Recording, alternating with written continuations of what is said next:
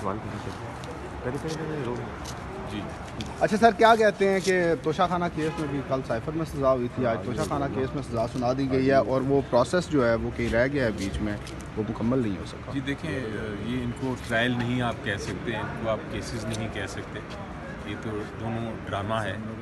اور یہ سزا تو کر دی، بڑی جلدی تھی سزا دینے کی. ابھی تک آرڈر نہیں آئے دونوں کیسوں میں، نہ پہلا کیس نہ یہ توشہ خانہ والا کیس. آج بلکہ ہم صبح ہم نے اپلیکیشن دی تھی، کل ہی دی تھی ہائی کورٹ میں، جس میں یہ ریکویسٹ کی تھی کہ چونکہ ہمارا کراس ایگزامینیشن جرا کرنے کا حق جو ہے وہ ختم کر دیا ہے توشہ خانہ صاحب کے جو جج صاحب تھے جو کیس کی سماعت کر رہے تھے، نیب کورٹ کے جج صاحب، انہوں نے چونکہ وہ ختم کر دی تھی تو ہم نے ایک اپلیکیشن دی تھی کہ وہ ان کا یہ جو آرڈر ہے اس کو ختم کیا جائے اور ہمیں جرا کرنے کی اجازت دی جائے. لیکن وہ ابھی صبح جب ادھر آیا اطلاع وہاں پہنچی کہ ہم نے یہ اپلیکیشن ہے اور ہو سکتا ہے آج فکس کر دیں، تو وہ انہوں نے صبح ہی آرڈر اناؤنس کر دیا. اب وہ آرڈر ایسا ہے جس کے اندر انہوں نے یہ پہلے جو جتنے وکیل تھے عمران خان صاحب کے اور بشرا بی بی کے، ان کو اجازت نہیں دی کہ وہ کسی طرح سے بھی جرا کر سکیں. دوسری، ان کو یہ بھی اجازت نہیں دی گئی کہ اپنے کوئی گواہ پیش کر سکیں. تیسری ایک بہت ضروری چیز ہوتی ہے کہ آپ ایک بیان قلم بند کرتے ہیں، اس بیان کے جو اکیوزڈ جو ہوتا ہے، ملزم جو ہوتا ہے، اس کا بیان اگر قلم بند نہیں کریں گے تو آپ ججمنٹ یا فیصلہ اناؤنس نہیں کر سکتے. وہ ابھی تک کل شام تک، کل رات تک ابھی تک قلم بند نہیں ہوئے تھے، بیان ابھی تک بیان نہیں دیے گئے تھے، صبح بھی نہیں دیے گئے، ان کے بغیر ہی ججمنٹ اناؤنس کر دی. تو یہ اس قسم کی حرکت ہو رہی ہے. آپ نے دیکھا پہلے کیس میں بھی یہی ہوا، آپ نے دیکھا یہ دوسرے کیس میں بھی یہی ہوا. تو ہم انشاءاللہ تیار ہیں، ایکسپیکٹڈ تھا کہ یہ ہوگا.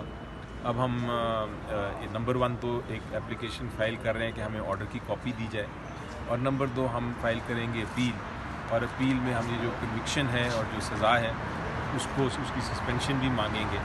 اور امید یہ ہے کہ اتنا آرٹیکل 10A کی خلاف ورزی ہوئی ہے، قانون کی خلاف ورزی ہوئی ہے، آئین کی خلاف ورزی ہوئی ہے، اتنا مس ٹرائل ہے، اتنا آبویس ہے کہ اس میں کوئی شک نہیں ہے کہ یہ سسپینڈ ہو جائے گی بہت جلد، سزا بھی اور کنوکشن بھی. بس سب 10 وکلا اس کیس میں چینج کیے آپ نے، کیا وجہ تھی سر؟ دیکھیں، وہ تو اس کیس کی بات نہیں کر رہے، شاید آپ پہلے کیس کی بات کر رہے ہیں. اس کیس یہ توشہ خانہ کیس میں تو وہی وکیل تھے جو پہلے تھے.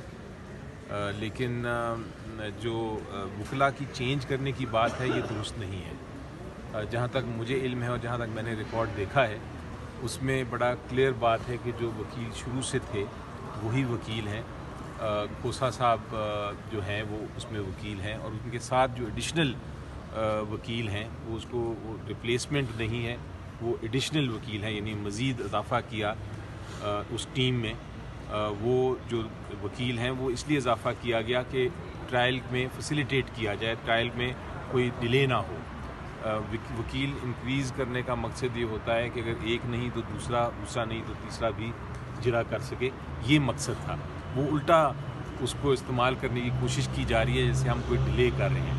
یہ اس کے توشہ خانہ کیس کی آپ بات سنیں، آپ دیکھیں گے شروع کب ہوا تھا، 9 جنوری کو.